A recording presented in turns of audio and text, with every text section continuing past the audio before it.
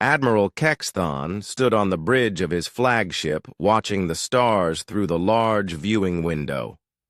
His scaled hands rested behind his back as he studied the peaceful darkness of space. The Zephyrian fleet had been patrolling the outer rim of their territory for 3 months without seeing anything unusual. Today felt different, though. The communication panel beeped softly, and Officer Velnari turned toward him. Her large golden eyes reflected concern as she spoke. "Admiral, we have detected an unknown vessel approaching from the neutral zone. It appears to be moving at sublight speed toward our border."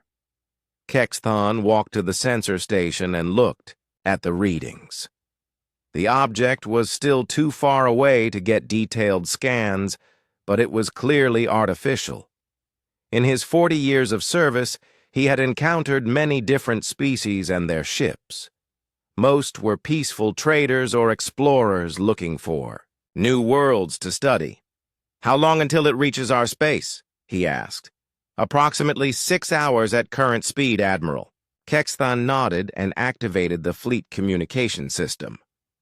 "All ships, this is Admiral Kexthon. We have an unidentified vessel approaching our territory. Prepare for standard first contact procedures. Remember that most species we encounter are peaceful. Follow diplomatic protocols and keep weapon systems offline." The Zephyrian fleet consisted of 12 ships designed for exploration and peaceful contact. Each vessel stretched nearly 2 kilometers in length with smooth organic curves that made them look like living creatures swimming through space. Their hulls were grown rather than built using bio-integrated technology that the Zephyrians had perfected over centuries. Captain Yex Mira of the science vessel Harmony's Light responded first. "Admiral, shall we begin broadcasting universal peace signals?" "Yes, Captain. Send the standard greeting in all known languages. Let them know we come, in peace, and wish to establish communication." Hours passed as the unknown vessel grew larger on their sensors. Kexthon studied the preliminary scans with growing curiosity. The ship was much smaller than Zephyrian vessels, measuring only about 600 meters in length. Its design was completely different from anything in their databases. Where Zephyrian, ships had smooth, flowing lines. This vessel appeared to be built from straight edges and angular surfaces. "Admiral, I am getting more detailed readings now," Velnari reported. "The vessel appears to be made of dense metal alloys. The construction is unlike anything we have seen before." Science Officer Merdun joined them at the sensor station. His long fingers moved across the control panel as he refined the scans. "Admiral, these readings are very strange. The hull appears to be heavily armored with multiple layers of different materials. I am also detecting what might be weapon emplacements along the surface." Kexthon felt a chill run down his spine. Weapon emplacements. The Zephyrian collective had not seen armed conflict in over 3 centuries. Their ships carried no weapons because they had no enemies. All the species they had encountered were peaceful beings who had moved beyond primitive warfare. "Are you certain about those readings, Merdun?" "I am running multiple scans, Admiral, but the results are consistent. This vessel appears to be designed for combat." The Admiral stared at the sensor display, trying to understand what he was seeing. Perhaps these beings came from a region where predatory animals or natural disasters required protective measures. Some species did build defensive systems to protect against asteroid impacts or solar radiation. Continue monitoring and keep broadcasting peace signals. They may not understand our intentions yet. Meanwhile, aboard the UHS Defiance, Captain Jake Morrison stood in his command center reviewing the latest reports from his crew. The destroyer was returning from a routine patrol mission along the frontier when they detected the alien fleet ahead. Morrison was a veteran officer with 20 years of experience in deep space operations. "Captain, we are receiving some kind of transmission from the alien vessels," reported Communications Officer Danny Walsh. "It appears to be a greeting message in multiple languages, including some we recognize." Morrison nodded. "First contact situations required careful handling, according to fleet protocols. Any signs of hostile intent?" Tactical Officer Lisa Hayes checked her instruments. "Negative, Captain. I am not detecting any weapons or defensive systems on their ships. They appear to be completely unarmed." Morrison found this surprising. In his experience, most spacefaring species maintained at least basic defensive capabilities. The galaxy could be a dangerous place with hostile aliens, pirates, and natural hazards. "Are you sure about that, Lisa?" "Positive, Captain.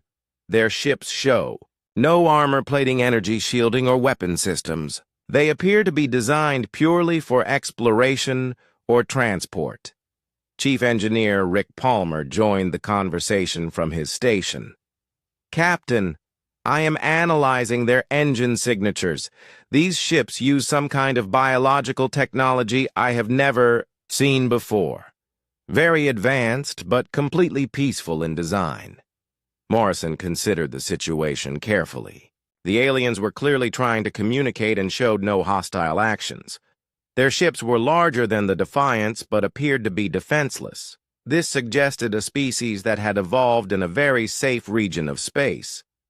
Danny responded to their greeting with standard first contact protocols. "Let them know we come in peace and wish to establish communication." Dr. Amy Foster, the ship's xenobiologist, approached the command station. "Captain, if I may suggest, we should be very careful about cultural differences. These beings may have completely different social structures than species we have encountered before." "Understood, Doctor. What do you recommend?" "Standard procedure would be to exchange basic information about our respective species and governments. We should avoid any topics that might be considered sensitive until we understand their culture better." Back on the Zephyrian flagship, Admiral Kexthon received the human response with mixed feelings. The message was clearly peaceful and followed diplomatic conventions. However, the continued sensor readings about the human ship's armaments made him increasingly concerned. "Velnari, are we certain about those weapon readings?" "Yes, Admiral. I have run every diagnostic possible. That vessel carries enough firepower to destroy several of our ships. The weapon systems are unlike anything in our databases, but they are definitely designed for combat." Cultural analyst Thyma Ray stepped forward. She was one of the collective's experts on alien societies and had studied dozens of different species. "Admiral, this is very troubling. In all our encounters, we have never met a species that builds ships primarily for warfare. It suggests a very different evolutionary path." "What do you mean?" "Think about it, Admiral. We developed space travel because we wanted to explore and meet other species. Our ships reflect our peaceful nature. But if a species builds warships, it means they expect to fight other species. It means they come from a galaxy where violence is common." Kexthon felt the implications sink in. Everything about human civilization was still unknown to them. If these beings came from a region where warfare was normal, they might view the defenseless Zephyrian fleet as easy targets. "Should we withdraw, Admiral?" asked Captain Yex Mira over the communication system. Kexthon studied the sensor readings again. The human ship was maintaining a respectful distance and had not taken any aggressive actions. Their communications continued to express peaceful intentions. Yet the very existence of such a heavily armed vessel suggested capabilities that terrified him. Maintain current position but prepare emergency retreat protocols. Continue diplomatic contact, but be ready to withdraw if the situation changes. Officer Velnari looked up from her station with new concern. Admiral, I am detecting additional energy signatures from the human vessel. It appears they are powering down some of their systems. Which systems? I believe they are reducing power to their weapons. It might be a gesture of goodwill. Thymere leaned forward. Or they are preparing for a different type of attack. Admiral, we simply do not understand their mindset. A species that builds ships like that thinks very differently than we do. The human vessel continued its approach at a steady pace. On both ships, crews worked to establish better communication and understand each other's intentions. Neither side realized how profoundly this first contact would change both of their civilizations. Admiral Kexthan made a decision that would echo through history. We will continue with peaceful contact, but send an emergency message to the collective council. They need to know that we have encountered something completely outside our experience. A species that builds ships for war. The next several hours brought revelations that shook the foundation of everything the Zephyrians believed about spacefaring civilizations. Chief Science Analyst Merdun worked frantically at his station aboard the Harmony's light as deeper scans of the human vessel revealed details that seemed impossible. Captain Yexamira, you need to see these readings immediately, Merdun called across the science bay. His voice carried an edge of panic that was unusual for the normally calm researcher. Captain Yexamira floated over to his station using the gentle propulsion systems built into her biosuit. Her large eyes studied the displays as Merdun explained what he had discovered. The human vessel carries approximately 200 different weapon systems. I have identified railguns, missile launchers, energy beam projectors, and at least 50 other devices that I cannot even categorize. The firepower contained in that single ship exceeds the combined defensive capabilities of our entire fleet. Yexamira felt her breathing passages constrict as the implications hit her. Are you absolutely certain of these readings? I have verified them 17 times, Captain. The ship's weapons are not just numerous. They are also incredibly advanced. Some of the energy signatures suggest technologies we have never encountered. They appear capable of engaging targets at ranges far beyond our sensor capabilities. The science vessel had been specifically designed for detailed analysis of unknown phenomena. Its sensors were the most sophisticated in the Zephyrian fleet, capable of examining molecular structures from thousands of kilometers away. If Merdun said the readings were accurate, then there could be no doubt. What about their defensive systems? Yexamira asked. Merdun's fingers trembled as he brought up additional displays. That may be even more disturbing, Captain. Their hull armor appears to be reactive, meaning it can adapt to different types of attacks. They have multiple shield generators, backup power systems, and compartmentalized damage control. This ship was designed to survive battles that would completely destroy our vessels. Back on the human destroyer, Captain Morrison was reviewing his own sensor data about the alien fleet. The information painted a picture that puzzled him greatly. Lisa, run those scans again. I want to make sure we are not missing something. Lieutenant Commander Hayes worked at her tactical station for several minutes before responding. Captain, the readings are consistent. These alien ships have absolutely no defensive capabilities. No weapons, no armor, no shields. They are completely helpless if attacked. Chief Engineer Palmer shook his head in amazement. Captain, I have been analyzing their construction methods. These ships appear to be grown rather than built. The materials are some kind of biological composite that is actually quite beautiful, but offers no protection against weapons fire. Morrison found this deeply concerning. In his experience, only very naive species traveled through space without any means of protecting themselves. The galaxy contained hostile aliens, dangerous phenomena, and aggressive wildlife on countless worlds. Any civilization that survived long enough to develop space travel should have learned the need for defensive measures. Dr. Foster, what is your assessment of their culture based on this information? Dr. Foster had been studying the alien transmissions and ship designs for hours. Her background in xenobiology included extensive training in how different evolutionary pressures shaped alien societies. Captain, everything suggests a species that has never experienced serious conflict. Their ships are designed purely for exploration and peaceful contact. The technology is remarkably advanced, but focused entirely on scientific research and communication. That seems incredibly naive for a spacefaring civilization. Not naive, Captain. Lucky. They appear to have evolved in a region of space where aggressive species do not exist. Their entire civilization developed without the need for military technology. Morrison considered this possibility. Humanity had encountered several peaceful species during their expansion through the galaxy, but all of them maintained at least basic defensive capabilities. The idea of a completely defenseless civilization seemed almost impossible. Keep monitoring their transmissions, Doctor.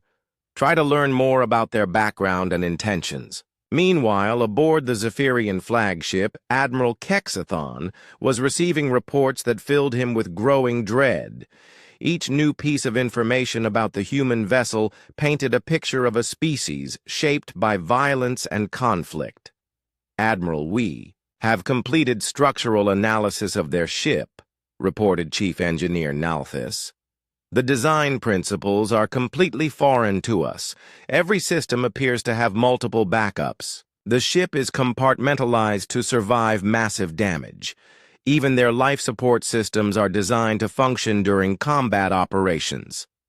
Cultural analyst Thaimarai had been studying the implications of these discoveries. Admiral, this suggests a species that expects their ships to be attacked regularly. They do not just prepare for the possibility of conflict, they assume it will happen. What kind of galaxy could produce such a mindset? One where warfare is constant, Admiral, where species fight each other for resources, territory, or survival, where peace is temporary and violence is the normal state of existence. The concept was so alien to Zephyrian, thinking that many of the bridge crew struggled to understand it. The collective had been founded on principles of cooperation and mutual assistance. They had encountered over 30 different species in their expansion. Through space, and all had been peaceful beings interested in trade and cultural exchange. Are there any signs of active hostility from the human vessel? Kexthon asked. No, Admiral. They continue to broadcast peaceful intentions and have made no threatening moves. But, Admiral, their very existence is threatening. If they come from a region where such ships are necessary, then what else might be out there? Officer Velnari looked up from her communication station. Admiral, we are receiving a more detailed message from the humans. They are requesting permission to approach closer for direct communication. The Admiral felt torn between curiosity and caution. The humans seemed genuinely peaceful, but their capabilities were terrifying. A single mistake in communication could result in the destruction of his entire fleet. What is their current distance? 50,000 kilometers, Admiral. That is close enough for detailed communication. Inform them that we prefer to maintain current distance for initial contact. Aboard the Defiance communications officer, Walsh received the Zephyrian response with some confusion. Captain, they are requesting that we maintain our current distance. They seem reluctant to allow us to approach closer. Morrison frowned. Most species were eager to examine human technology and establish close contact during first contact situations. The alien reluctance suggested either extreme caution or fear. Danny analyzed their transmissions for any signs of concern or distress. Walsh worked at his station for several minutes. Captain, their language is very different from anything we have encountered, but the translation algorithms suggest elevated stress levels in their communications. They appear to be afraid of something. Security Chief Pete Davis stepped forward. Captain, recommend we power down additional weapon systems as a gesture of goodwill. If they are concerned about our capabilities, we should demonstrate peaceful intentions. Morrison nodded. Lisa, power down all non-essential weapon systems. Keep only basic defensive measures online.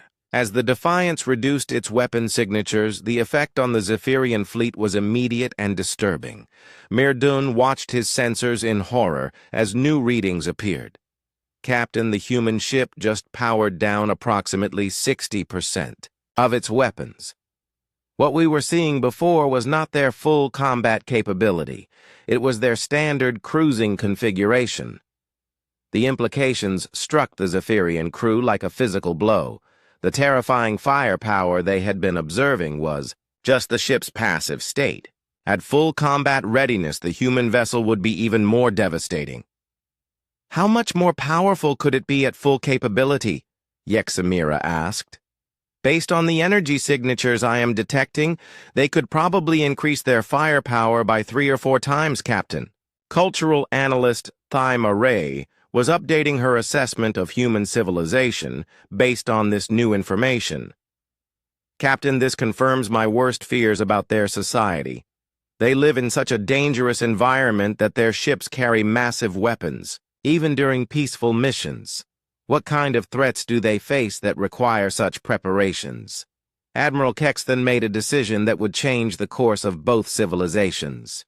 Send an emergency transmission to the Collective Council immediately. Use highest priority channels. What should the message contain, Admiral? Tell them we have made contact with a species unlike any we have encountered before. They appear peaceful but possess military capabilities that could threaten our entire civilization. The Council needs to convene an emergency session to decide how to respond to this situation. The message raced through space toward the heart of Zephyrian territory, carrying news that would transform their understanding of the galaxy. For the first time in centuries, the Collective would need to consider the possibility of genuine external threats. Neither species yet understood how profoundly this encounter would change both of their futures. Captain Morrison decided that direct communication was needed to ease the obvious tension in the alien fleet. He gathered his senior staff in the briefing room to discuss the best approach for establishing meaningful contact with these mysterious beings. Dr. Foster, what have you learned about their culture from the transmissions? Morrison asked as the meeting began. Dr. Foster activated a holographic display showing the communication patterns they had analyzed. Captain, their language structure suggests a highly cooperative society. They use collective pronouns more than individual ones, and their messages emphasize group harmony rather than individual achievement. Chief Medical Officer Linda Ross leaned forward with interest. That could explain their ship designs. Everything we have observed suggests they prioritize cooperation over competition. Morrison nodded thoughtfully. What about their reluctance to let us approach closer? I believe they are genuinely afraid of us, Captain, Foster replied. Their society appears to have no experience with military technology. Our ship probably represents something completely outside their understanding. Communications. Officer Walsh had been monitoring the alien transmissions continuously. Captain, I am detecting multiple emergency broadcasts from their fleet to what appears to be their home territory. The stress indicators in their communications have increased significantly since we powered down our weapons. This puzzled Morrison greatly. Most species became more relaxed when humans demonstrated peaceful intentions by reducing their military readiness. The fact that the aliens became more concerned suggested a fundamental misunderstanding. Lisa, what do you think they are afraid of? Lieutenant Commander Hayes had been studying the tactical situation carefully. Captain, I believe they are terrified by the implications of our technology. They have realized that we could easily destroy their entire fleet, but they do not understand why we choose not to. Navigator Bill Parker spoke up from his position at the star charts. Captain, we should remember that these beings have probably never encountered aggressive species. To them, the very concept of building warships might be completely alien. Morrison considered this perspective. Humanity had learned through bitter experience that the galaxy contained hostile forces. 3 major wars with aggressive alien species had taught them that peaceful intentions meant nothing without the ability to defend themselves. But these aliens appeared to come from a completely different environment. Dr. Foster prepared a cultural briefing package. Include basic information about human history and our reasons for maintaining defensive capabilities. Make it clear that we use our military technology only for protection. Dr. Foster began working on the cultural exchange package, while Morrison decided to take a more direct approach. Danny, open a channel to the alien fleet. I want to speak to their commander personally. The transmission reached Admiral Kexthan within minutes.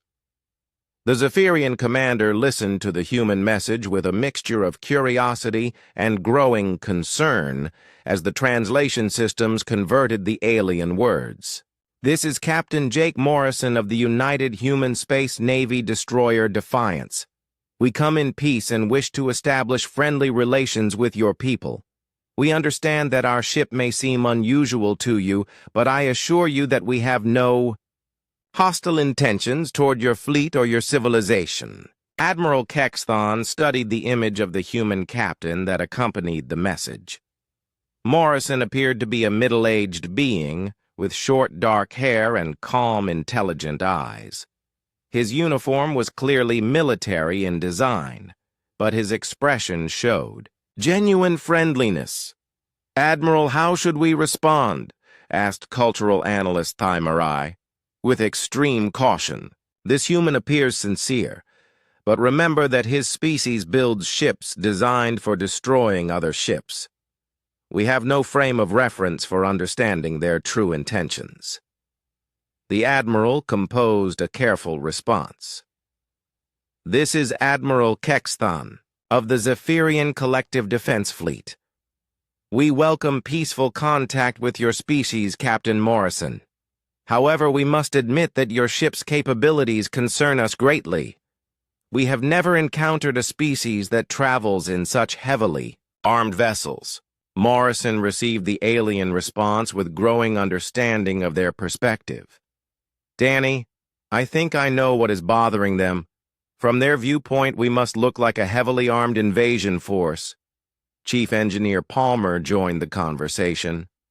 Captain, their ships are completely defenseless. They probably cannot imagine why anyone would need weapons in space.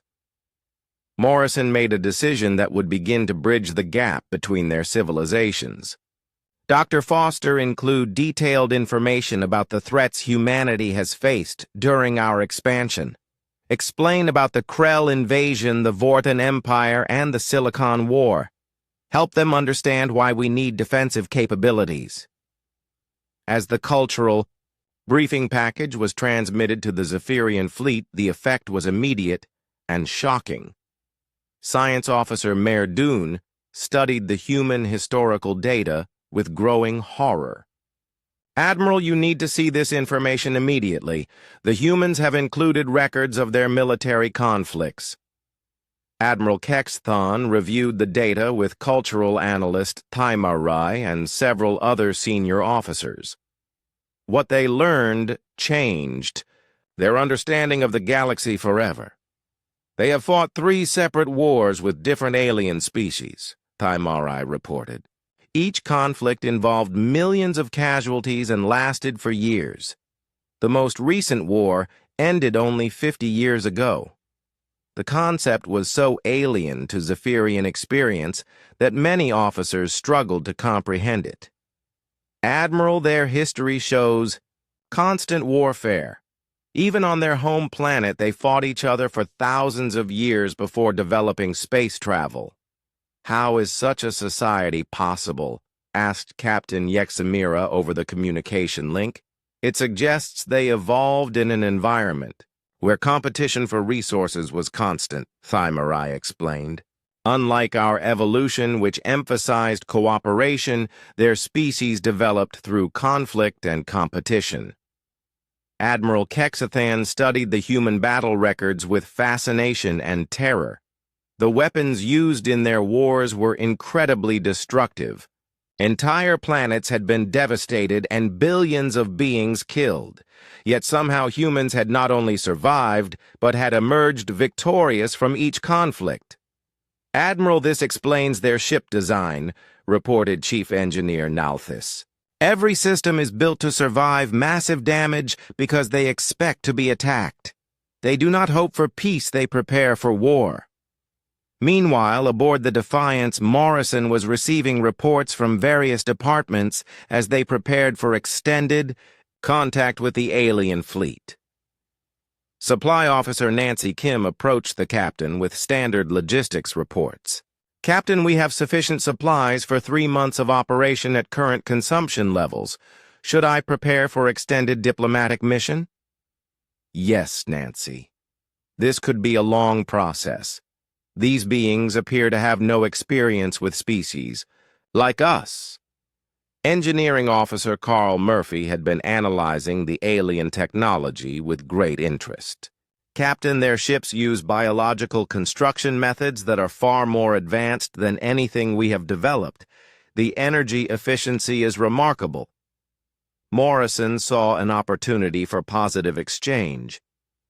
Carl, prepare a technical briefing about human engineering methods. Focus on our defensive technologies and explain why we need them. Security Chief Davis remained concerned about the tactical situation. Captain, these aliens are completely helpless if hostilities develop. A single missile salvo could destroy their entire fleet. That is exactly why we need to be extremely careful, Pete. Any misunderstanding could be catastrophic for them. Dr. Foster finished her analysis of the human cultural briefing and its effect on the aliens. Captain, their response patterns show extreme distress. I believe we have fundamentally challenged their understanding of how spacefaring civilizations should behave.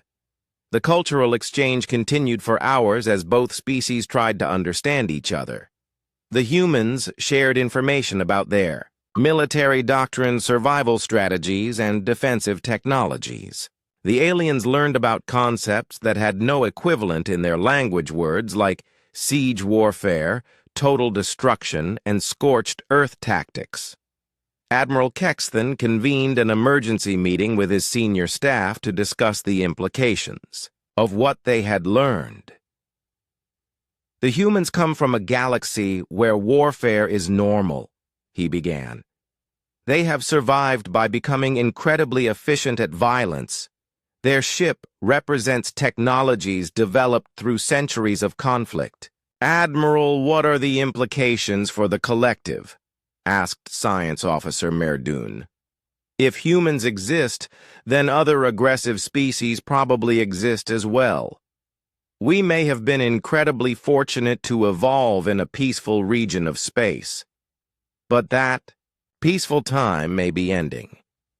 Cultural analyst Thymari had been studying human military philosophy. Admiral, the most disturbing aspect is not their weapons, but their attitude.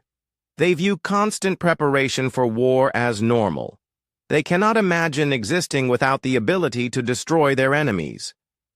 Yet they claim to be peaceful. Yes, Admiral, and I believe they are sincere. But their definition of peace is very different from ours. They achieve peace through strength, through the ability to deter or defeat any threat. Admiral Kexthan realized that this first contact would change everything for both civilizations. Admiral Kexthan called an emergency council session that would determine the future relationship between their species. The meeting connected all 12 ships in his fleet through quantum communication systems, allowing real-time discussion despite the vast distances between vessels. Captain Yexmira appeared on the main display from her science vessel. Her normally calm demeanor showed clear signs of stress as she reported her latest findings. Admiral, we have completed detailed analysis of the human cultural data. The implications are far more serious than we initially realized. Fleet Coordinator Nalthus joined the conference from his position aboard the heavy cruiser Peaceful Dawn. Admiral, my tactical analysis suggests that a single human ship could engage our entire fleet simultaneously and emerge victorious. Their weapons range and firepower exceed our capabilities by several orders of magnitude. The weight of this revelation settled over the assembled commanders like a dark cloud. Admiral Kexthan had commanded fleets for 4 decades, but had never faced a situation where his forces were so completely outmatched.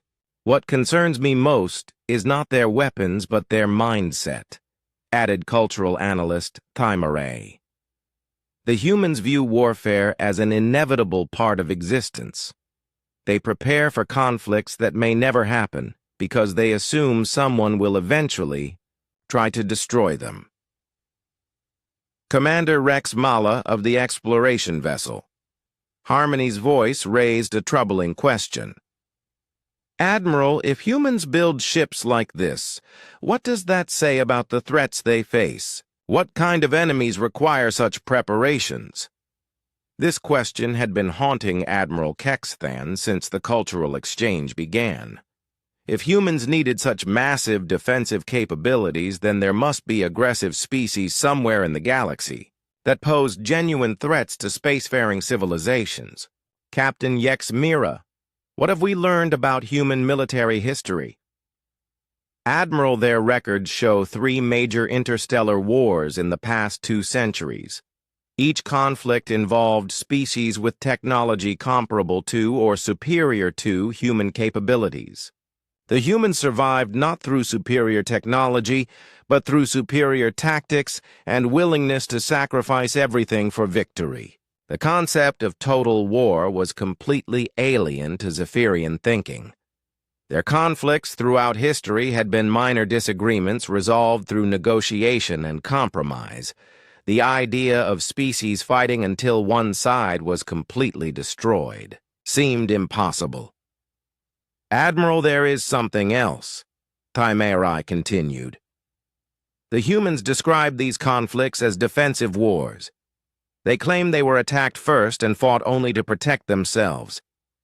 If this is true, then the galaxy contains aggressive species that attack peaceful civilizations without provocation. Meanwhile, aboard the Defiance, Captain Morrison was dealing with his own challenges as the cultural exchange revealed the extent of Zephyrian naivety about galactic realities.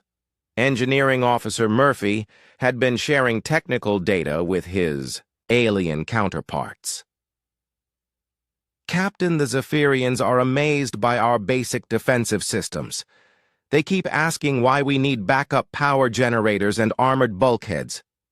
Morrison shook his head in disbelief. Have they never encountered hostile, wildlife, dangerous phenomena or aggressive species? Apparently not, Captain.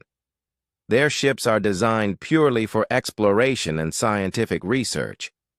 They have never needed to defend themselves against anything. Dr.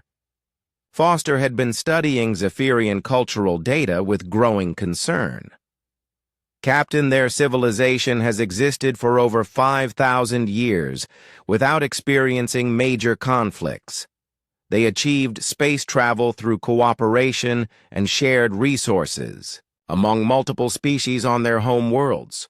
That level of peaceful development seems almost impossible. It suggests they evolved in an extremely isolated region of space, Captain. No contact with aggressive species, no resource conflicts, no territorial disputes. They represent what human civilization might have become if we had never encountered external threats. Chief Medical Officer Ross joined the discussion with her own observations. Captain, I have been analyzing their biological data. The Zephyrians show no evolutionary adaptations for combat or conflict. They appear to be naturally cooperative beings who have never needed to develop aggressive instincts. Morrison considered the implications of this information. Humanity had developed its military capabilities through necessity after encountering species that viewed them as threats or resources to be exploited. These aliens had never faced such challenges. Dr. Foster prepare a briefing about defensive strategies and threat assessment. If these beings are going to survive in the larger galaxy, they need to understand the realities of interstellar politics. Back on the Zephyrian flagship, the Emergency Council continued its deliberations. Admiral Kexthan had to make decisions that would affect the entire collective. Admiral, we have received responses from the Collective Council, reported Communications. Officer Velnari. They are requesting detailed reports about human capabilities and intentions. What is their initial assessment? The Council is divided, Admiral. Some members believe we should withdraw immediately and avoid contact with such a dangerous species. Others argue that we should establish relations to learn about the threats that exist beyond our territory. Cultural analyst Taimare had been studying the philosophical implications of their situation. Admiral, we face a fundamental choice about our future development. We can retreat to our isolated region and hope that aggressive species never find us, or we can learn from the humans and develop our own defensive capabilities. The humans have offered to share their defensive technologies with us, added Captain Yex Mira. Their captain seems genuinely concerned about our vulnerability. Admiral Kexthan reviewed the human proposals carefully. Captain Morrison had suggested establishing a mutual defense agreement and providing training in basic security protocols. The humans appeared willing to help the collective develop defensive capabilities without demanding anything in return. Why would they help us? Asked Fleet Coordinator Nalthus. What do they gain from sharing their military advantages? I believe they see us as potential allies, Taimare replied. Their history shows that humans value peaceful civilizations and are willing to protect them from aggressive threats.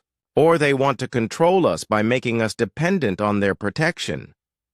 The debate continued for hours as the Zephyrian commanders struggled with concepts their civilization had never needed to consider. The existence of humans had revealed that their peaceful corner of the galaxy was not representative of the larger universe.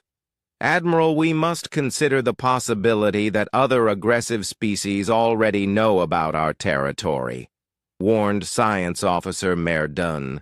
If humans found us, then others might find us as well. This thought terrified the assembled officers more than anything else they had discussed. Their defenseless ships and peaceful settlements would be easy targets for any species with hostile intentions. The humans have offered to escort some of our ships to their territory so we can see their defensive installations, Captain Yex Mira reported. They want us to understand the scale of threats that exist beyond our borders. Admiral, Kexthan made the decision that would change Zephyrian civilization forever. I am authorizing a joint mission with the humans. We will send a small diplomatic fleet to their territory to learn about galactic realities. The rest of our ships will return to collective space to begin emergency defensive preparations.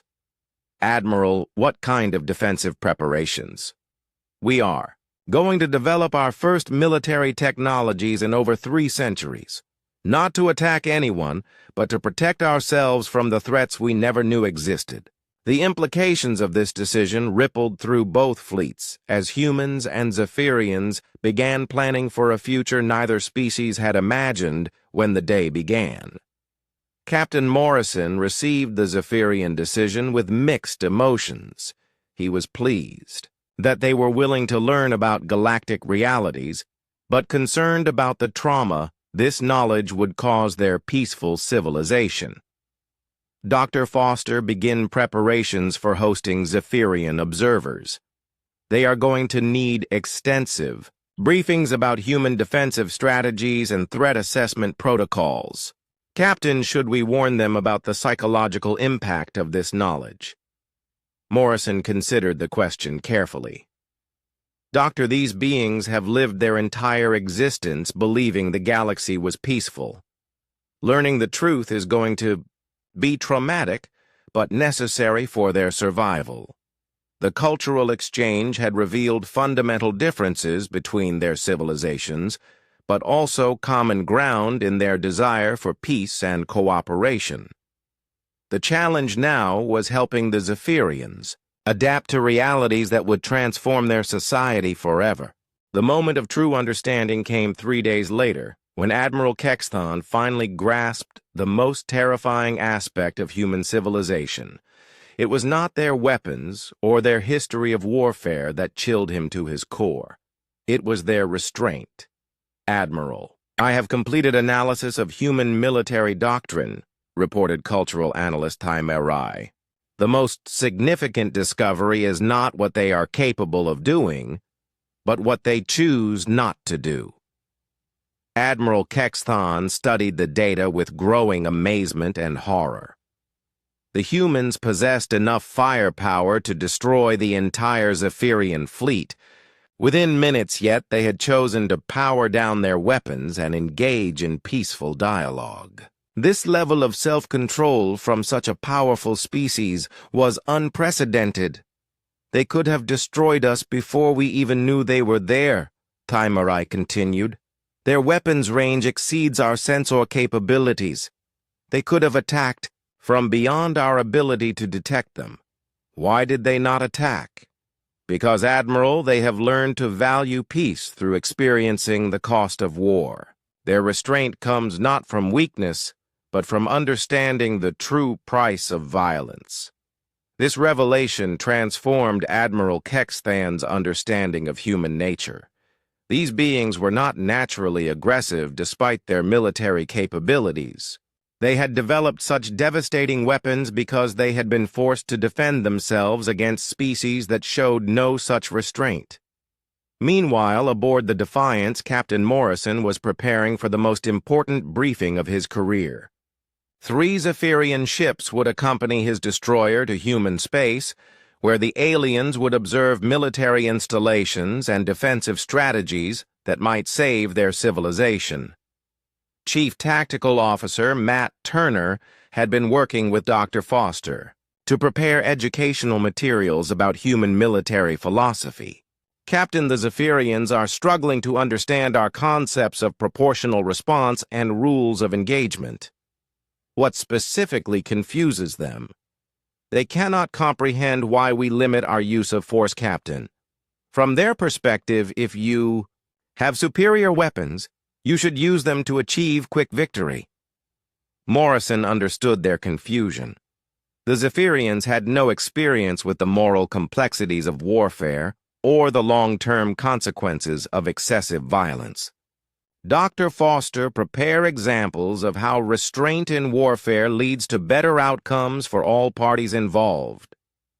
Dr. Foster had been studying Zephyrian psychology to help them adapt to their new understanding of galactic realities. Captain, I am concerned about the psychological trauma they will experience when they fully understand the threats that exist. Explain, Doctor. Imagine, Captain, if you had lived your entire life believing that everyone in the galaxy was peaceful and cooperative. Then suddenly you discovered that aggressive predatory species exist who view your civilization as prey. The shock would be devastating. Security Chief Davis joined the conversation with tactical concerns. "Captain, we need to be careful about how much we reveal about human capabilities. If word spreads that we can easily defeat peaceful species, it might encourage other aggressive civilizations to view us as threats." "Good point, Pete. We need to demonstrate our defensive capabilities without appearing to be a conquest threat ourselves." The joint fleet began its journey toward human space, carrying beings who would witness technologies and strategies beyond their comprehension. Admiral Kexthon traveled aboard his flagship, accompanied by 2 science vessels, crewed by the collective's best researchers and analysts. During the journey, the cultural exchange deepened as humans shared their history and philosophy while learning about Zephyrian society. Communications officer Rosa Chen had established regular contact with her alien counterparts, discussing everything from art and music to scientific discoveries. "Captain, the Zephyrians are amazed by human creativity," Chen reported. "They are particularly fascinated by our entertainment and literature." "What interests them most?" "Our stories about heroes overcoming impossible odds, Captain. They say their literature focuses on cooperation and harmony, while ours celebrates individual courage and determination." Chief Engineer Palmer had been sharing technical knowledge with the Zephyrian engineers. "Captain, they are brilliant scientists, but they think in completely different ways than we do. Their technology emphasizes efficiency and integration, while ours prioritizes redundancy and survivability." "Can they adapt their designs for defensive purposes?" "With training, Captain. Their bio-integrated systems could actually be superior to our methods if properly configured for defense." The arrival at the human naval base Titan Station provided the Zephyrians with their first glimpse of human military infrastructure. The massive facility housed over 200 warships, ranging from patrol vessels to battleships capable of destroying entire fleets. Admiral Kexthon stood on the observation deck of his ship, staring at the human battle fleet with emotions he could not name. Each vessel represented firepower that dwarfed his entire civilization's capabilities, yet the humans had built hundreds of such ships. "Admiral, how is such military development possible?" asked Science Officer Merdon. "It is the result of facing extinction multiple times," replied Cultural Analyst Thymerai. "Each war taught them new lessons about survival and forced them to develop better defenses." Fleet Commander Kelly Brown met the Zephyrian delegation personally to explain human defensive strategies. Her briefings covered everything from basic threat assessment to advanced tactical coordination between multiple fleets. "Admiral Kexthon, your people face a choice that will determine your future survival," Brown explained.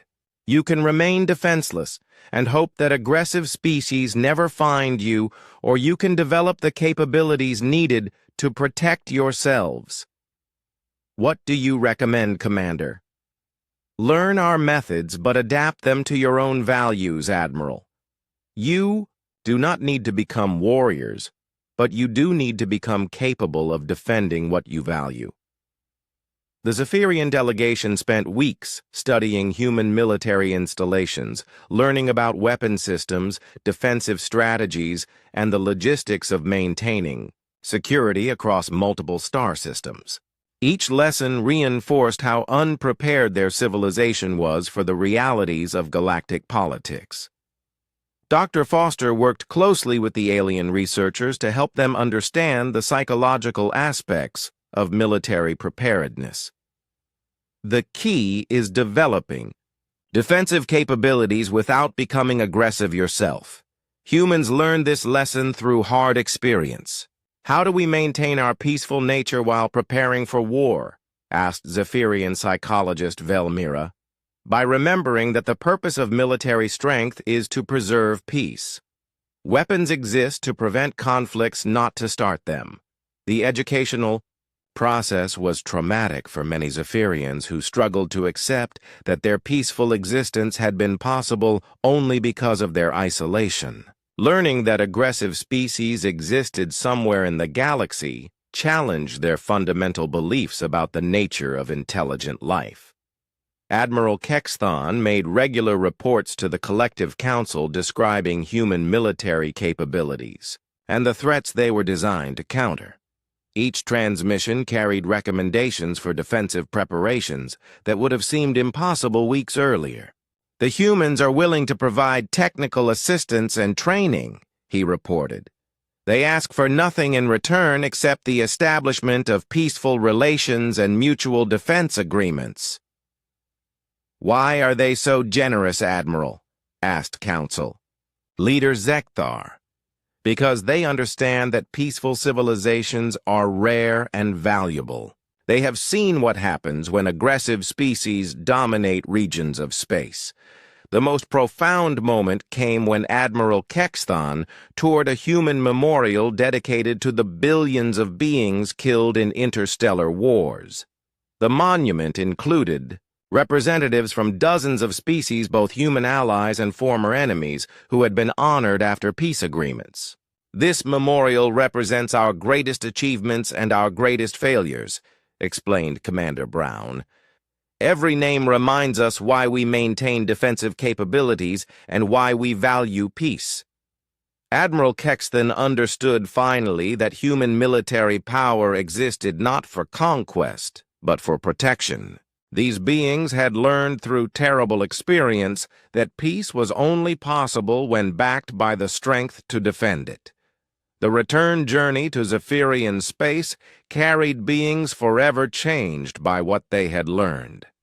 Admiral Kexthon brought with him technical specifications for defensive systems, training protocols for military personnel, and most importantly, a new understanding of galactic realities. "The humans have given us the tools for survival," he reported to the Collective Council. "Now we must decide what kind of civilization we want to become." The Collective voted to begin immediate development of defensive capabilities while maintaining their commitment to peaceful exploration and cultural exchange. For the first time in their history, they would build ships capable of protecting themselves and their allies. Captain Morrison received regular updates about Zephyrian defensive preparations. With satisfaction and concern, the aliens were adapting quickly to their new understanding, but the psychological cost was significant.